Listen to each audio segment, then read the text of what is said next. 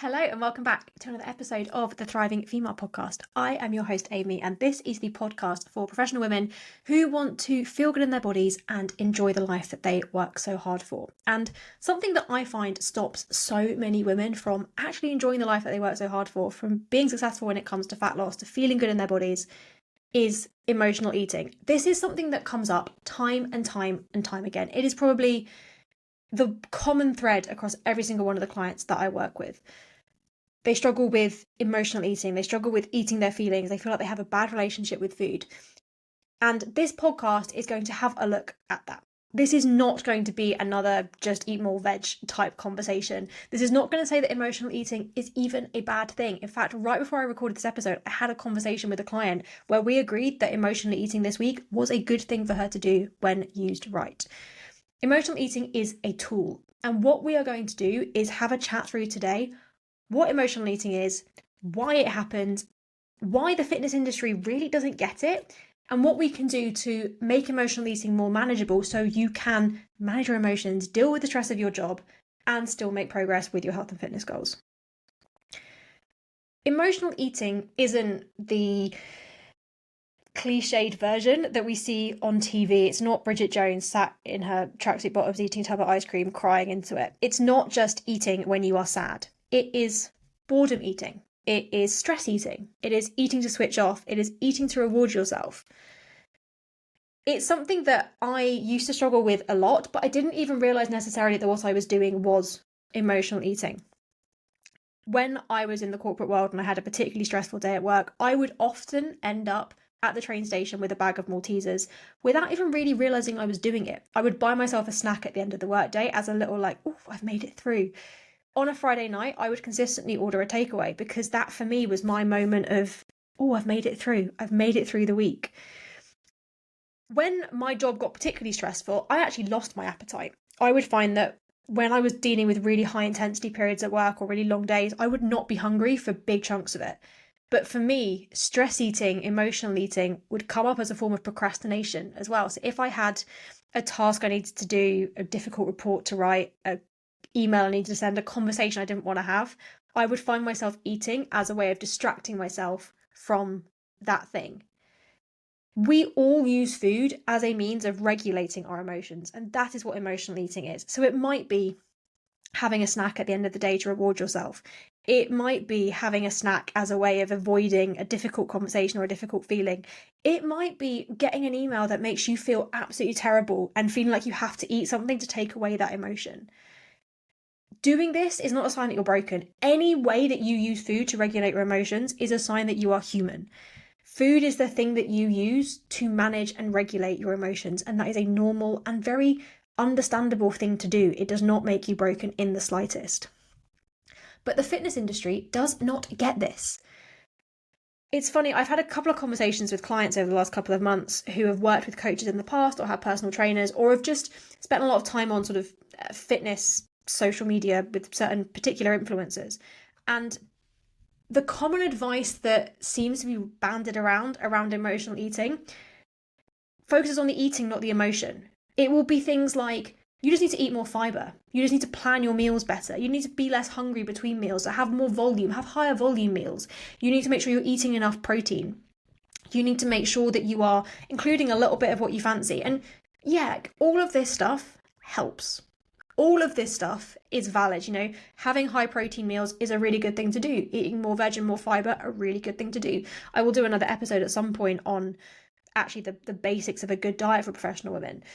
Planning your meals is a really sensible thing to do. We should be doing that regardless. Having a bit of what you fancy is something you should definitely be doing. We don't want to be cutting out the foods we enjoy.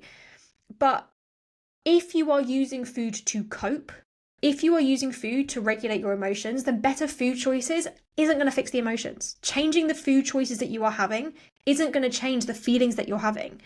You are not lacking structure with your food or the right foods. You are lacking the ability to manage the emotions, to deal with the feelings that you are having. And when we put forward the idea that the reason that you struggle with emotional eating is because of the food choices that you make, it creates a real sense of shame around it. Something that I talk to clients about a lot, and it comes up a lot on the discovery calls that I have when someone first reaches out and wants to join the TFP. is we'll talk about what they're struggling with, and they'll say, well, I think the problem is I'm just not regulating my food enough, or I really struggle to stick to my diet, or I really struggle with doing this. And when we dig into it, it's an emotional eating challenge. That's the thing that's going on. It's that I'm really stressed, and so I use food to manage my emotions, or I just really enjoy my weekend food because it's the one moment I have for me, or I just love having a snack when I get home from the office, and I know I shouldn't do it, but I can't stop myself. And so often with that, I'll hear words like, I know I shouldn't, or like, I should be able to stop this, but I can't. And there's a real sense of shame and embarrassment about it. And it's something that when I first started working with coaches and PTs, it came up for me a lot. I really struggled with that feeling of, I was quite embarrassed by the fact that I needed to eat to regulate my emotions. Now, I've had clients as well in senior leadership roles who feel totally in control all day until they stop. I've had clients who, are managing really difficult conversations and big budgets, but when they stop working, when they allow work them to shut down and home them to pop up, that's when the emotional eating kicks in, and then they feel ashamed of it. They feel embarrassed about it. But really, it's the only moment in the day where they've allowed themselves to feel anything. And it's those emotions popping up that mean that we eat, but yet we feel shame. And when we layer shame on top of the emotion, it just becomes this big ball of emotion that we don't have the tools to deal with. And the fact is, emotional eating is a tool to manage a problem. It is fast, it is easy, it is available, and it delivers. It allows us to deal with the feelings that we are feeling. It takes you away from the moment. If I think about for myself, when I would eat to procrastinate, it takes me away from the thing in my inbox that I don't want to deal with for 30 seconds. Whilst I am eating that chocolate bar or getting that brownie or thinking about that food, I am not thinking about this difficult thing I've got to do. It's a distraction. It's a dopamine rush as well. Like, think how great eating a bar of chocolate feels. It feels great. And when you're not feeling good and then you have something and it makes you feel better, even for a second, is it any wonder your brain has learned to chase that? Because emotional eating to regulate your emotions or to manage how you feel, is a learnt behavior. It goes right the way back to childhood, and so much of our relationship with food is linked back to our very earliest experiences with food. But I'm sure all of us can think of scenarios where food was used as a reward, where we were told if we did this hard thing, then we got to have some chocolate. You go to the dentist and you get a lollipop, being the perfect example. Or you eat all your vegetables and then you get to have dessert. And we learn from that having the dessert is a fun thing, is a good thing. It's something that we get when we've done something good. And our brains, they internalize that. And so when we have to deal with something hard, a hard emotion, a hard task, our brains then go, oh, you know what we should have if we do this? We should have the chocolate. And eventually they go, or we just don't do the thing and we get the chocolate first. And it creates this whole cycle where food becomes our means of processing emotions, of dealing with difficult things. It's also, very honestly, an evolutionary thing. It's something that we are designed to do. We are designed to seek out food that taste good, to make us feel good. Those foods are designed to give us that little dopamine rush, because evolution wants us to eat high sugar foods because we needed them for energy back when we were cavemen. Emotional eating is a tool that works, and it is not a bad thing sometimes to eat emotionally. I often say to clients when they say, oh, I know I shouldn't be eating this chocolate in response to this negative feeling.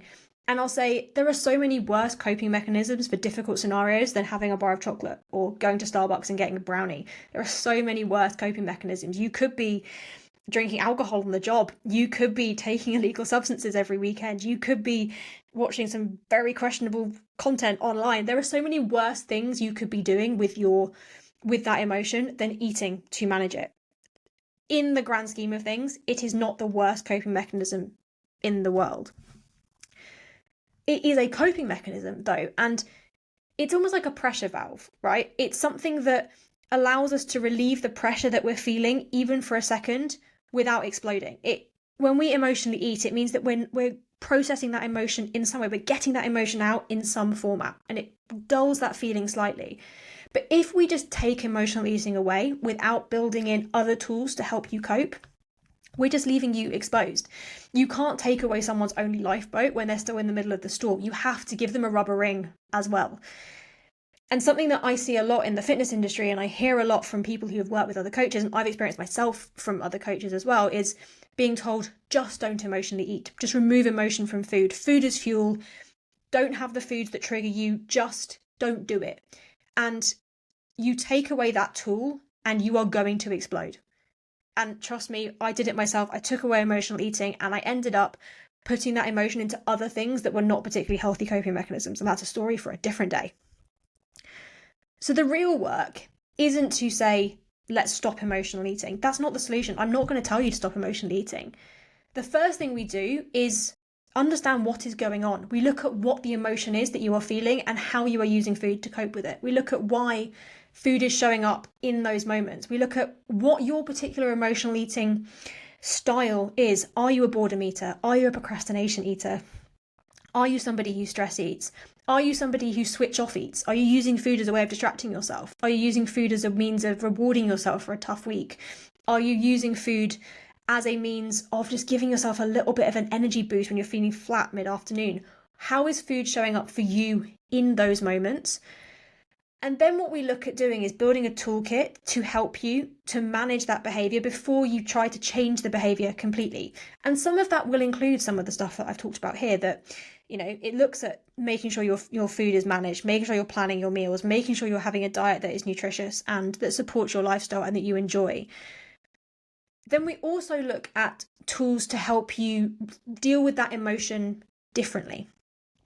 So we will make sure that there are other tools within your toolkit other than emotional eating. So if you are somebody who boredom eats, we might make sure that you have something else to do in your day that is more entertaining than eating.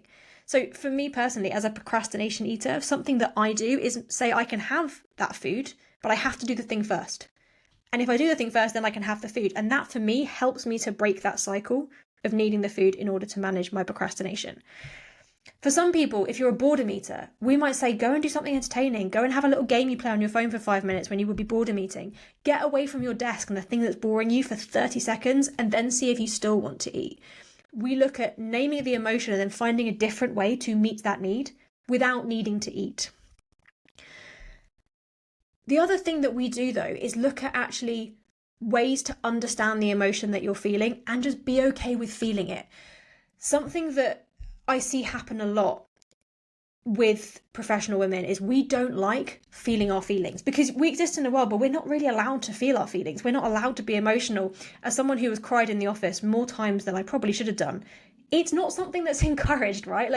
It's not something that people look at and go, I love the fact that she's openly crying in the office. We're taught not to feel our emotions. We don't want to be labelled as an angry woman or a squeaky, screamy woman, shouty woman. We have a real concern about how we are perceived and how our emotions are regulated. I used to hate it if I snapped at someone at work and they were like, oh, on your period. So we are used to keeping our emotions dampened. And that means it's quite hard for us to sit with our feelings and actually just feel them. So something that we do within the coaching program is actually look at just what are you feeling and being comfortable with feeling that feeling, naming that feeling and sitting with the discomfort of that feeling. The more you practice doing that, the less you actually need to eat in response to the feeling.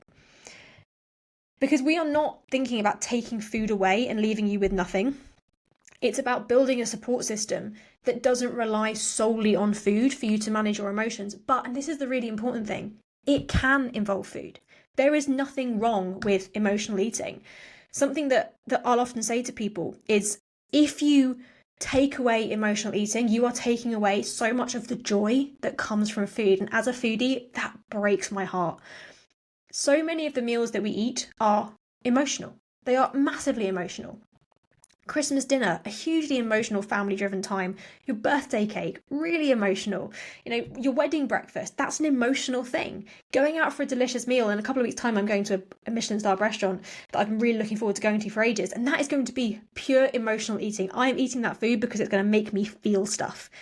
Cooking something from scratch, eating that with your partner. When your kids cook you something for the first time, it's emotional for a whole bunch of reasons.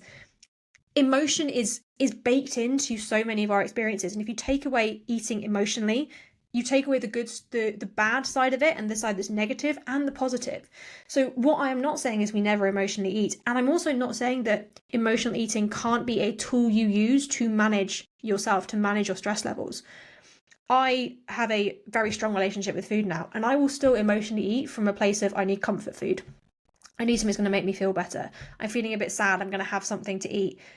The difference is, and this is the difference for every single TFPer that I work with, we do it from a place of conscious choice. We are not emotionally eating because we have no other option. We have a whole toolbox available to us, and we sit there and go, what tool am I going to use right now to manage my emotions? It might be food, but it also might not be. It might be going for a walk, having some exercise in place. It might be having a chat with somebody. It might be taking yourself off for 5 minutes for a few deep breaths. But when you build in a whole toolkit of things you can use to manage your emotions that aren't food, and when you have things in place to keep your emotions more regulated across your week, having regular exercise, having good nutritious food, having breaks and good rest and good self-care in place, emotional eating becomes less of this explosive thing and more something that pops up every now and again, and you make the conscious choice to do it. Because if you are somebody who is emotionally eating, you are not broken. Food might just be the only break that you give yourself, the only thing you have in your life that's for you, and that is okay. So have a little think. Where is emotional eating showing up in your life right now? And what do you actually need in those moments? Think about one moment this week where you've emotionally eaten and think about what was actually going on. Did you need comfort? Did you need rest? Did you need entertaining? Did you need to just do the thing that you were procrastinating? This is not about never emotionally eating again. It's about not needing it as the only tool within your toolbox. And as I've said in this episode, this is the work that we do inside the TFP. It's not about meal plans and just telling you to crack on. It's about actually giving you the tools you need to feel in control again. If this resonated, please do share it with a friend or a colleague who might be struggling with this. Drop me a message if it's hit home. I'm always happy to chat about what I do and what support could look like. And if you're ready to get some support around this, it's exactly what we do in the TFP, so we can chat that through. I hope you found this episode helpful. Have a wonderful rest of your day, and I will speak to you later.